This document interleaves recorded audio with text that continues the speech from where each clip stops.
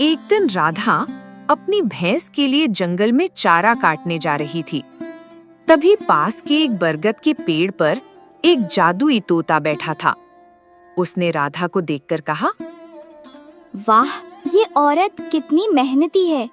मैं कई सालों से देख रहा हूँ।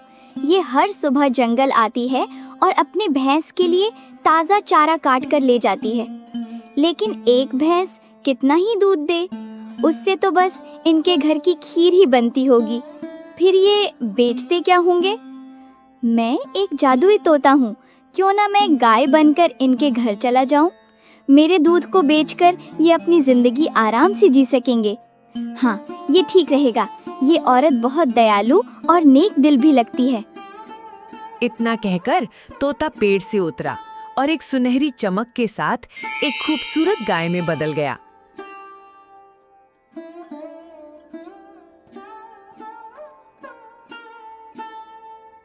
फिर वो राधा के पास गया और बोला, हे दयालु औरत, इस जंगल में मेरा कोई नहीं है।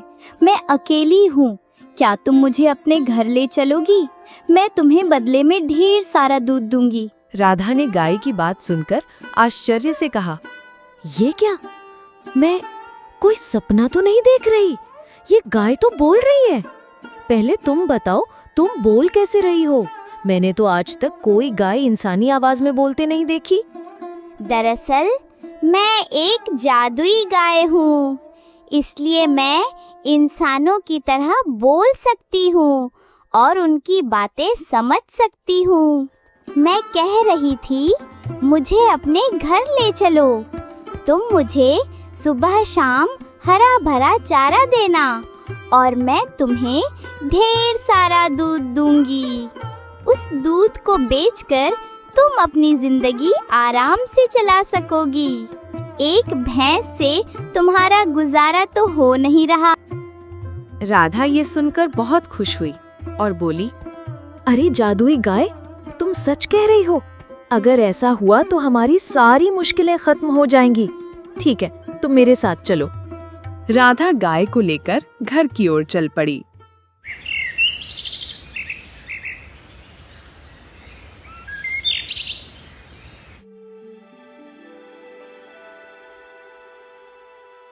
थोड़ी देर बाद राधा गाय के साथ घर पहुंची तो उसके पति मोहन ने आश्चर्य से पूछा, अरे राधा, तुम तो भैंस के लिए चारा काटने गई थी, फिर ये गाय कहाँ से ले आई तुम? मोहन, मैंने इसे कहीं से पकड़ा नहीं। ये मुझे जंगल में मिली। इसे बस थोड़ा सा चारा देना है और ये बदले में ढेर सारा दूध देगी। एक भैंस से हमारा गुजारा नहीं हो रहा था। अब इस गाय का दूध बेचकर हम अच्छे से जी सकेंगे। राधा, तुम सच कह रही हो। फिर तो तुमने बहुत अच्छा किया। हम आज से इस गाय का अच्छे से ध्यान रखेंगे। उस दिन से दोनों रोज जंगल से गाय के लिए हरा भरा चारा लाने लगे। दिन बीतते गए।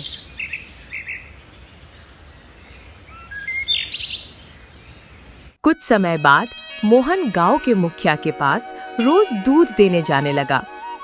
एक दिन उसका पड़ोसी किशन ये सब देखकर सोचने लगा, अरे, इसके पास तो एक ही भैंस थी, फिर ये रोज बाल्टी भरकर दूध कहाँ से ला रहा है? एक भैंस इतना दूध कैसे दे सकती है? जरूर कोई रहस्य है, मुझे जल्दी पता लगाना होगा। किशन अपनी पत्नी सरला को ये बात बताने घर गया। घर पहुंचकर बोला, सरला, तुम तो जानती हो कि मोहन के पास सिर्फ एक भैंस थी, फिर वह कहाँ से रोज बाल्टी भर भर के दूध बेच रहा है? हमें जल्दी पता लगाना होगा, वरना वो हमसे भी अमीर हो जाएगा। ये जी, अगर ऐसा है तो जाइए और जल्दी पता लगाइए। मैं ऐसा होता नहीं देख सकती। हाँ ठीक है, मैं अभी जा रहा हूँ। वह मोहन के घर पहुंचा और चुपके से सब देखने लगा। मोहन गाय से बातें कर रहा था। मेरी प्यारी गाय, और चारा खाएगी? मैं अभी लाता हूँ। नहीं मोहन, आज तुमने मुझे बहुत चारा खिला दिया। अब मैं और नहीं खा सकती। किशन गाय को बोलते हुए देखकर हैरान रह गया। अरे, यह गाय तो बोल रही है। यह कैसे हो सकता है? गाय भी इंसानों की तरह बोलती है। मोहन, आज मैं तुम्हें ढेर सारा दूध दूंगी। जितना दूध चाहिए उतनी बाल्टियां रख दो। कल सुबह वो सारी बाल्टियां दूध से भरी होंगी। नहीं गायत्री, तुम पहले जितना दूध देती थी उतना ही दो। ज्यादा लालच अच्छा नहीं, हमारा गुजारा अच्छे से हो रहा है। वैसे तुम्हें मेरे घर अच्छा लग रहा है ना? तुम्हें चारा देने में तुम्हें परेशान नहीं हूँ। हाँ मोहन, मैं बहुत खुश हूँ। हमारे दूध से तुम्हें फायदा हो रहा है ना? हाँ गायत्री, तुम्हारे दूध से हमें 2 वक्त की रोटी मिल रही है।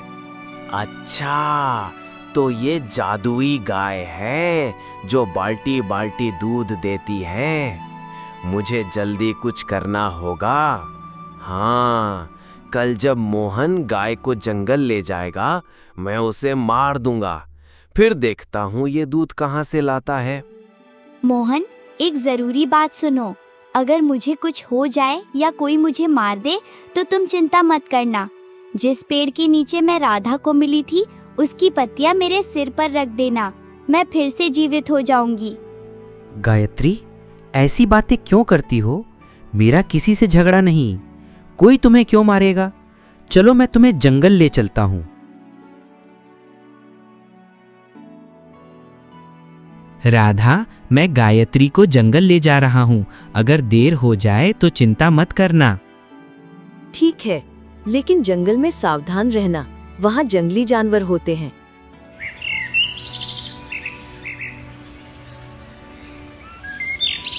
मोहन गाय को लेकर जंगल गया। वहाँ गायत्री हरा भरा चारा खाने लगी। तभी मोहन ने सोचा, आज बहुत गर्मी है, एक काम करता हूँ, मैं उस पेड़ के नीचे थोड़ा आराम कर लेता हूँ। वो पेड़ के नीचे जमीन पर बैठ गया। इधर किशन झाड़ियों में छिपा था। उसने सोचा, इस गाय को मारना ही पड़ेगा, ये मेरे रास्ते का कांटा है। तभी गायत्री जोर जोर से चिल्लाने लगी। मोहन नींद से जागा और बोला, अरे गायत्री को क्या हुआ? मुझे देखना चाहिए।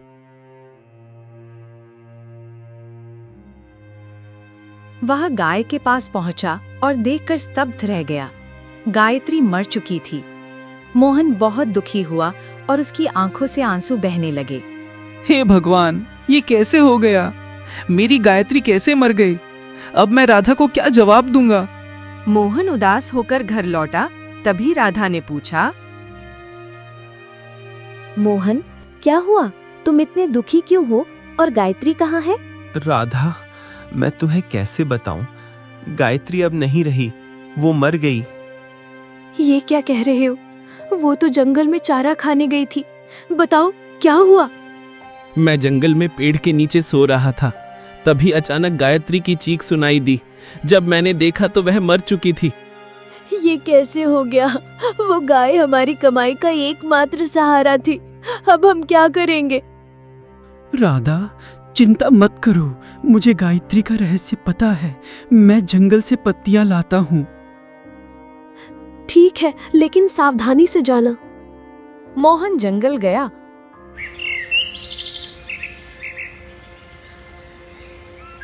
और उस पेड़ की पत्तियां तोड़कर गाय के पास पहुंचा।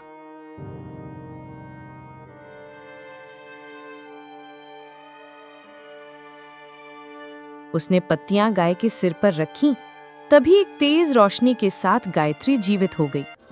मोहन खुश होकर बोला, गायत्री, तुम वापस आ गईं। भगवान का लख लख शुक्र है।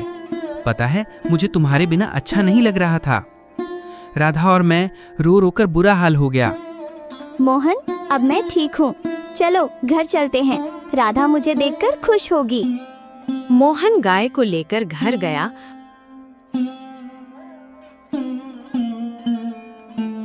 और राधा को सब कुछ बताया। राधा खुशी होकर बोली, गायत्री, पता है तुम्हारे बिना हम परेशान हो गए थे। राधा, अब चिंता मत करो, मैं फिर से लौट आई ना। मुझे अब प्यार से सुरभि कहकर बुलाना। मोहन, घर में खाने को कुछ नहीं है, अब क्या करें? मोहन, बाल्टी लाओ, मैं तुम्हें ढेर सारा दूध दूंगी। सुरभि, पहले जितना दूध देती थी उतना ही दो, वो हमारे लिए काफी है।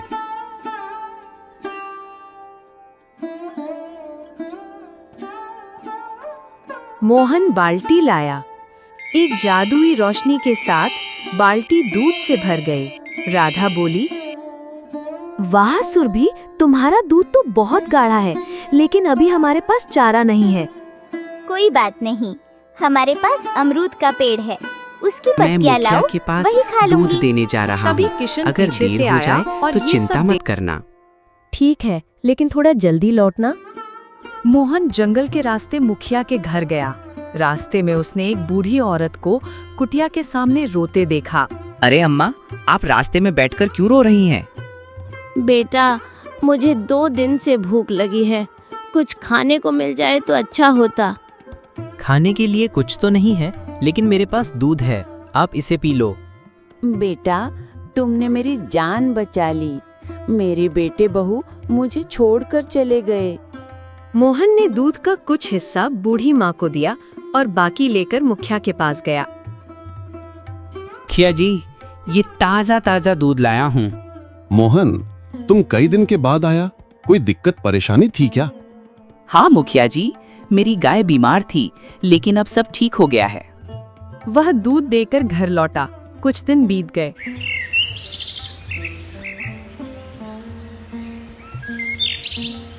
मोहन अब गरीबों की मदद करने लगा।